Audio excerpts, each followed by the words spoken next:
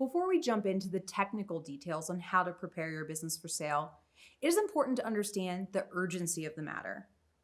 Why be prepared today and not wait until tomorrow?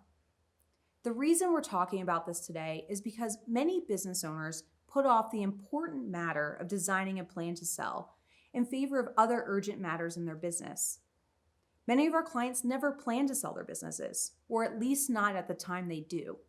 Selling is Plan B. Plan A was executing their 10-year exit strategy, selling it to key employees, or even leaving it to their kids. But Plan A didn't work. In my business brokerage firm, we sell almost 100 businesses every year, and 95% of the owners come to us with a deadline to sell their companies in a short time frame.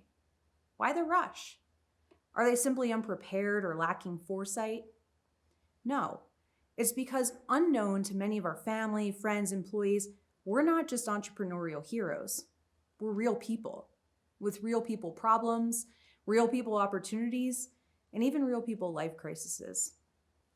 Almost all businesses that sell because the owner has a personal issue or opportunity in their life that forces the sale, not because it was the plan.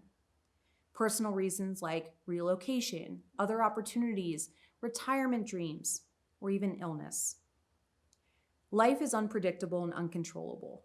Humans are unpredictable and uncontrollable, especially entrepreneurs. I know some of us have thought, I'm not going to sell my business now, or I'm never going to sell my business. But we don't get to make that decision. All of us will leave our business, and sometimes not in the exact way or timeline that we thought. Because of poor planning, 87% of small businesses never sell. So what happens to them? Instead of a sold sign, a going out of business sign appears in the door. Everyone else in my profession will tell you that you need an exit plan. There are even some companies that will charge you 5 figures to put together a very pretty binder and a 100-page plan to tell you how to do that. But I'm here to tell you, you don't need an exit plan. You need exit options. Because like everything else in your life, your plan does not always work. After this session, I'm going to ask you to complete this worksheet and spend some time and think about what exit options are for your business. What is your option A and B? I'm going to cover the major exit options for small to medium-sized businesses. Out of these, I want you to pick what is your option A, option B, and maybe even option C. Let's go over these. 1, you can milk your company for all the cash it's worth and close it when you're done. This is a very viable option for some owners and is totally okay. 2, you can sell your business to a third party. This could be a corporate buyer, a strategic buyer, or even private equity. 3, you can transition your business to a family member, a friend, or your business partner. And 4, you can sell your business to your key employees.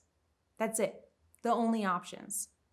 And you're going to use strategies to increase the likelihood that those options come true, that the value of your business and likelihood it will sell in those situations happens. Sounds pretty simple, right? Many times I'm working with prospects and they tell me, they don't need this now. They're going to wait a year, 2 years, 3 years, but why not now? We were recently working with a client in the automotive space to prepare for sale. Once we got into the work, the owner said, let's wait a year or 2. We still don't want to sell the company for at least 5 years, and this work doesn't seem urgent enough in our business. 6 months later, I received a telephone call from one of the owners. Her husband had ended up in the hospital after a rather stressful week, and unfortunately, during that visit, was diagnosed with cancer.